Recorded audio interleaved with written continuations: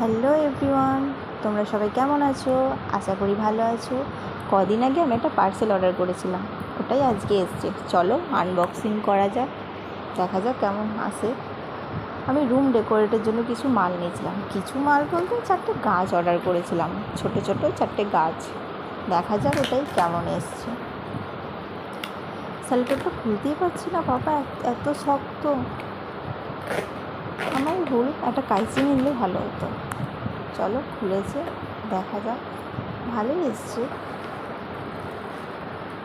একটাতে প্যাকিং ছিল, বাকি 3টে এমনি দিয়েছে। তবে কোথাও কিছু ফাটা কিছু নেই, ঠিকঠাকই আছে। সুন্দর এসছে, যেমনটা দেখেছিলাম তেমনটাই এসছে, কোনো অসুবিধা হয়নি, সুন্দর এসছে।